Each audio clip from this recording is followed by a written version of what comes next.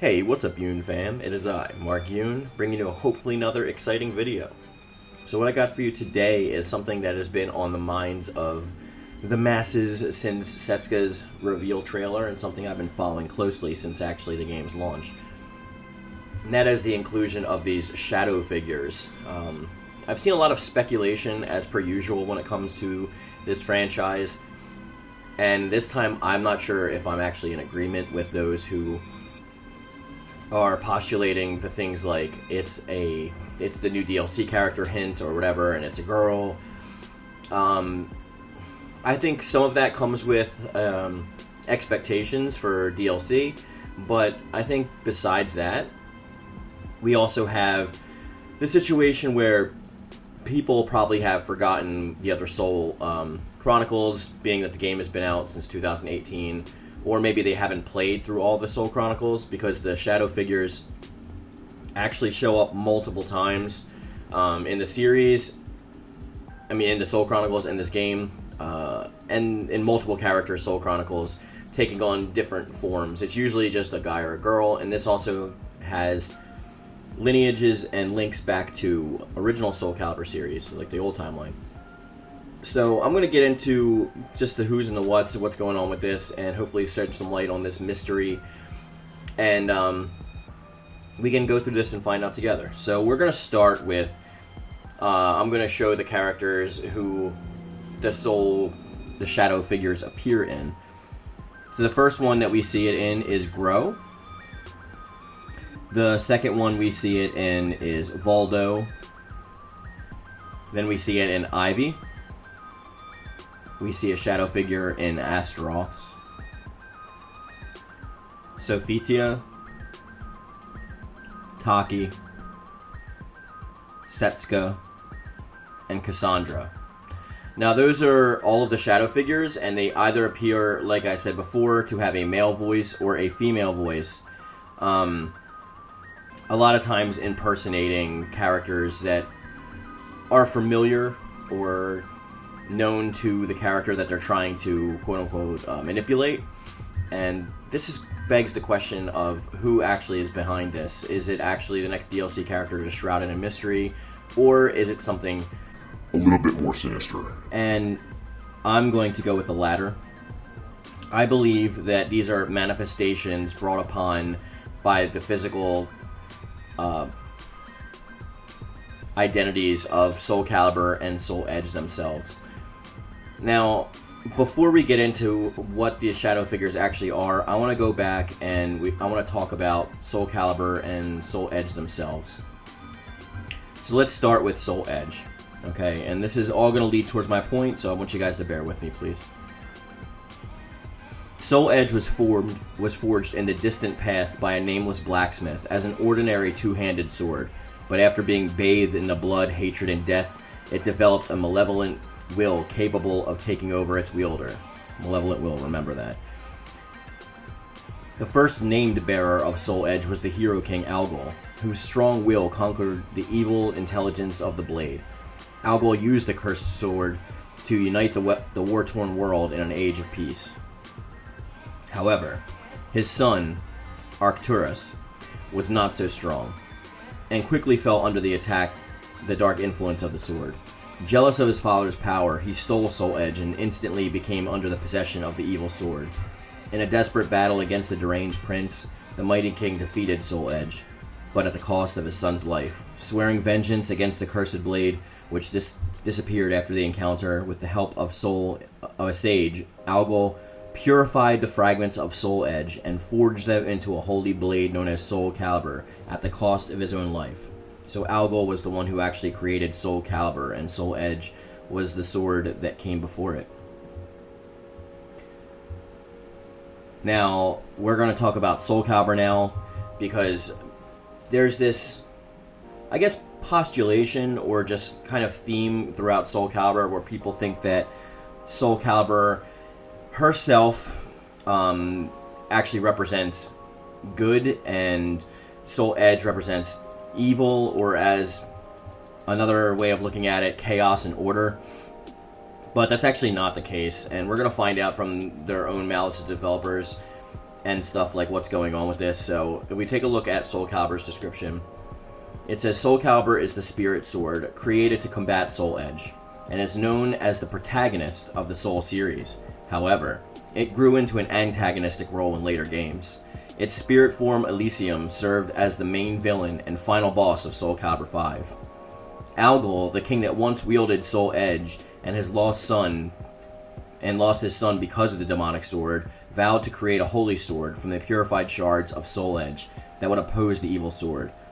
Being it is equal in strength and opposite in intent, Algol enlisted the help of its greatest sage in the land, who used purified fragments of the cursed sword to forge a new spirit sword to be known as Soul Calibur.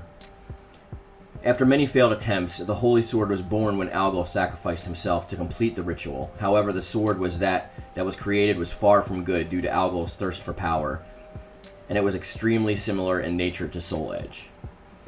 Now, not only do I read here exactly that it's extremely similar in nature to Soul Edge, we also have the quote here that says, after many failed attempts, the holy sword was born. So we're not even positive if they understood if creating Soul Calibur was a win for them. It could have very well been another failed attempt, but it just took longer to show its malevolent nature this time around. Because it does come from the cursed sword itself, and whoever this mysterious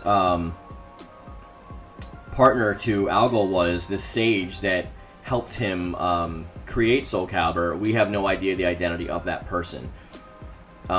This mysterious sage could have himself been a shadowed figure that came to Algol to offer up their help, and this is just speculation, but it lends to the story, to create a second soul sword. And these soul swords have been at each other's throats the entire time, seemingly, even though they claim to counteract each other. They're actually quite similar. It says that like the intent of Soul Calibur is as opposite, even though the actions are similar. And everyone knows that famous quote that the path to hell is paved by pure intentions, which means that it's often good intentions that lead to malevolent actions and twisted spirits. Now we have some trivia about both swords that I just wanted to go over real quick before we move on to the shadow figures. Made clear in Soul Calibur 4, Soul Calibur has a sentient spirit. She, it's quote-unquote she, makes decisions such as reviving Siegfried, and telepathy talks to Cassandra in her ending. In Soul Calibur 5, Soul Calibur has a physical manifestation, which is Elysium. That's also important, the physical manifestation. While Soul Edge speaks with a male voice, Soul Calibur speaks with a female voice. That's also very important. I want you guys to remember that. Talum and Keelik's storyline and Cassandra, Taki, and especially Siegfried's ending in Soul Calibur 4 hint at the possibility that Soul Calibur is not so much a weapon of pure goodness as she is the one merciless justice without remorse.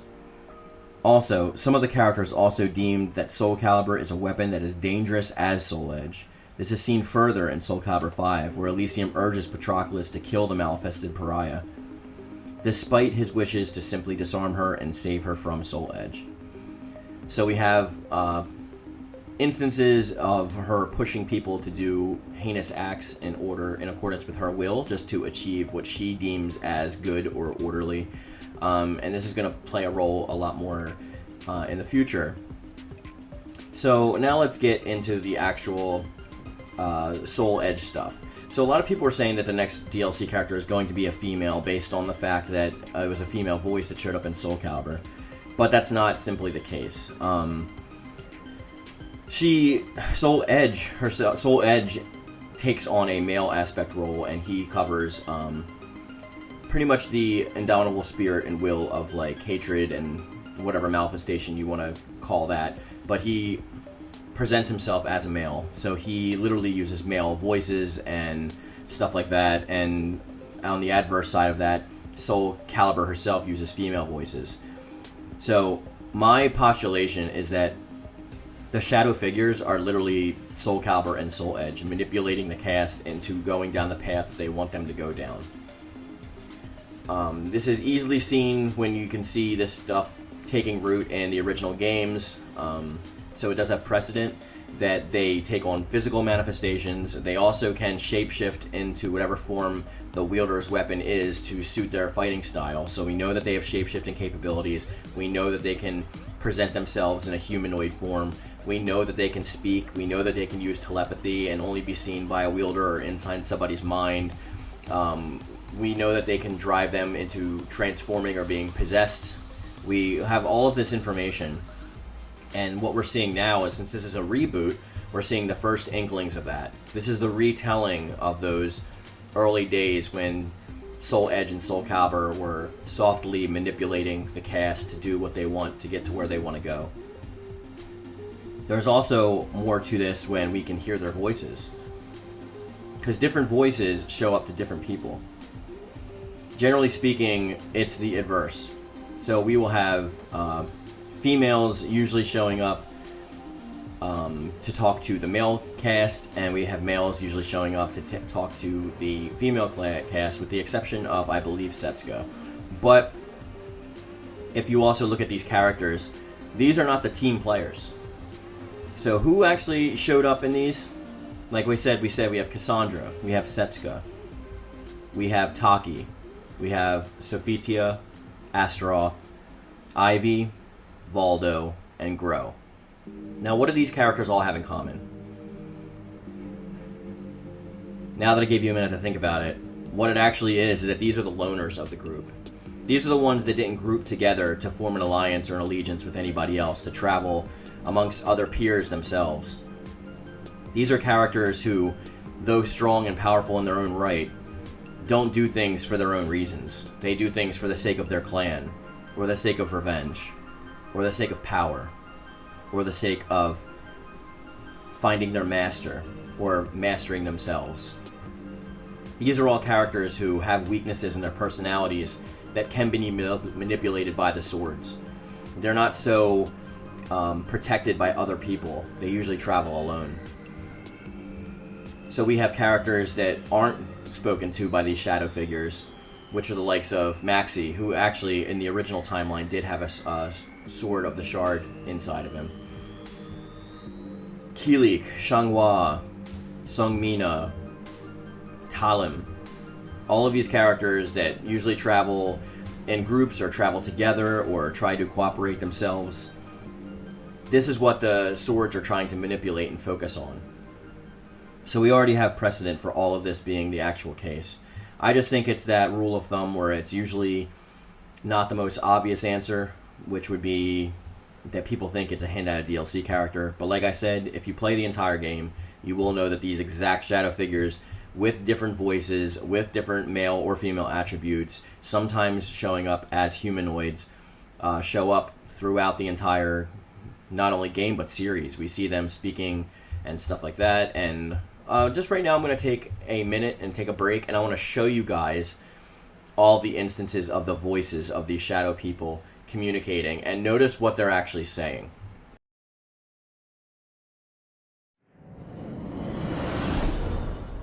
Fell over here, did you? Good.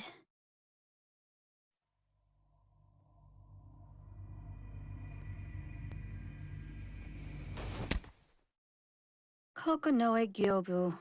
You had so much potential. He's not a total loss, but I should find a new pawn.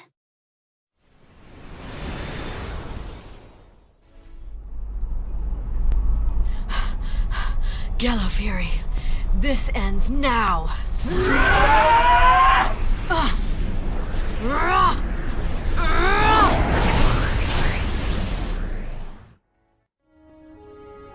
Sophitia, Sophitia, you fulfilled your mission well, and I am eternally grateful. However, your power is required once more. Almighty Hephaestus. You weakened Soul Edge, but it is regaining its power and will soon pose a threat once more. I had a feeling this day would come. The cursed sword's presence grows ever stronger. Since finding a new wielder, It has spread its evil far and wide across the land. I shall bestow upon you the power to cleanse evil, so that you may free those who have fallen victim to it. I understand.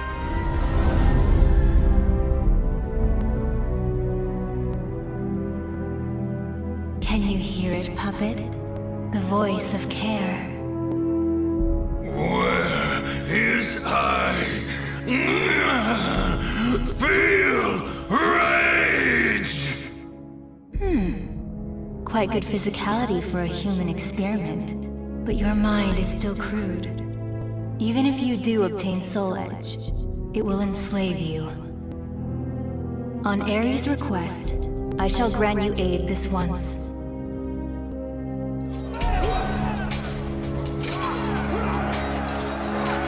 What you do?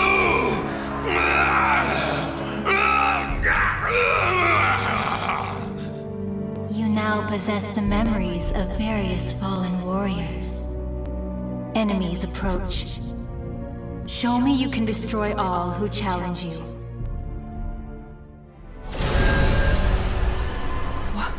What in the world?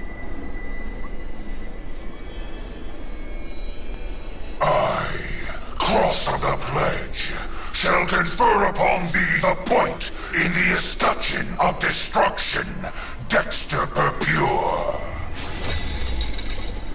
It's alive! Did I succeed? Yes, Dexter Purpure. Wait, who are you? The time will come. It is inevitable. Steal, kill, and steal again.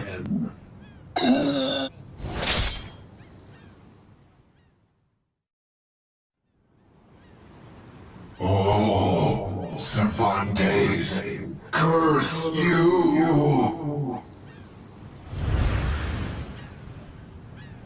The scent of the ocean breeze, the whispers of the name Cervantes by the dead. Together, they caused a distant memory to surge up from the deep recesses of Voldo's mind.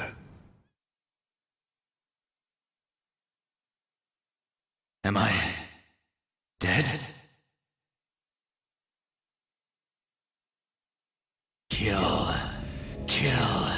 Kill anyone still alive.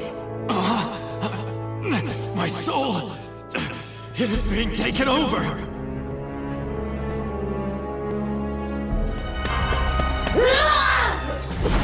Yaba!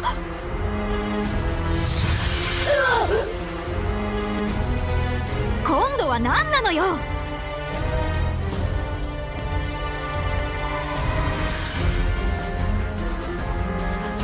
Nanji hito no ko, Cassandra yo. Waga koe ga kikoeru ka? 何のよ! こっちはそれどころじゃないんだから!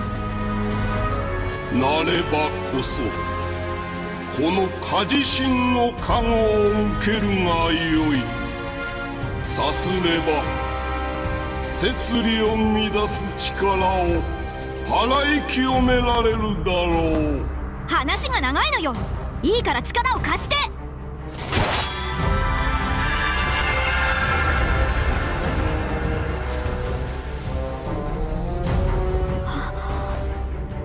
体が軽い。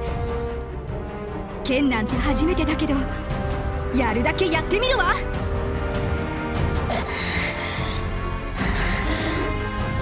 その光、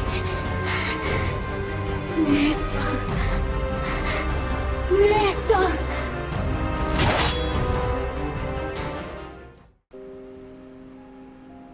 So now that we saw that, you notice that a lot of the things that they're saying are twofold. We have the male voice that's usually trying to dominate the will of the characters. That's why I think that the males are just a manifestation of Soul Edge. We are getting them to try and go on a rampage or kill.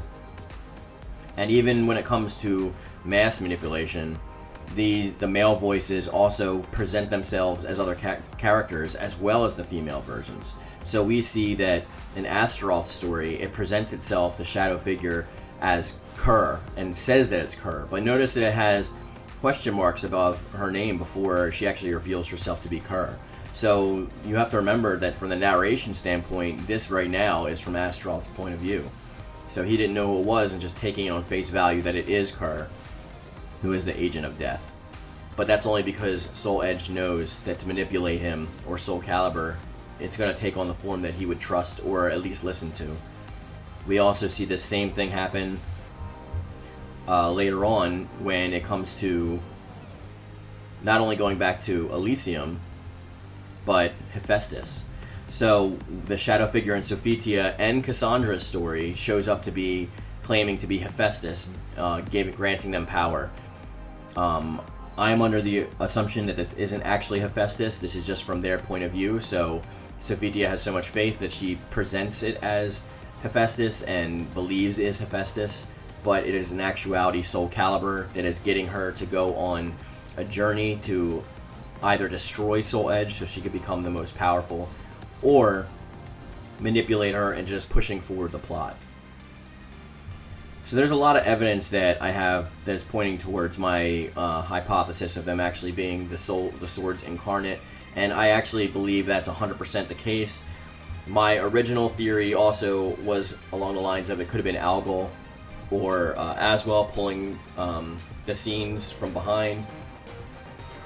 But I don't think they're the ones pulling the strings, because the swords ultimately use them as puppets in the end. We see Algol being the most blatant example of being completely, like, manipulated into doing everything that the sword wants him to do. And even when he pulls, he manipulates into bringing Soul Calibur forth, like, we don't actually know who helped him create that. We don't know who the sage is.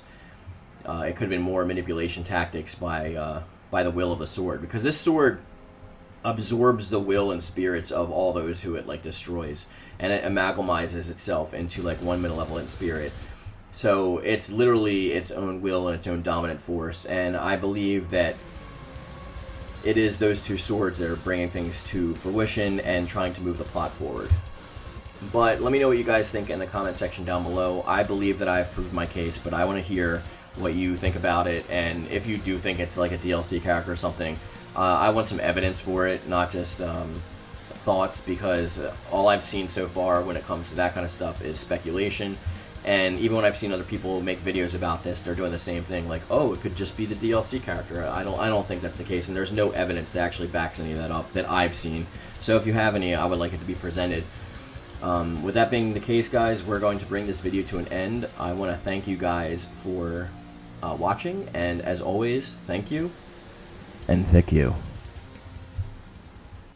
Hey, what's up, guys? Have you always wanted some sweet Mark Yoon merch? Maybe a Thick You shirt, maybe a shirt from Squirt, maybe my pretty face with my logo all over your body, or a throw pillow, or blanket, or anything? Well, you're in luck, because I just launched my merch store, and it is going to be available on Redbubble, and you will find a link to it in my description box down below. It's got a lot of quality content and a lot of good stuff for you to pick up, so you can show your support for the channel and just rep Mark Yoon.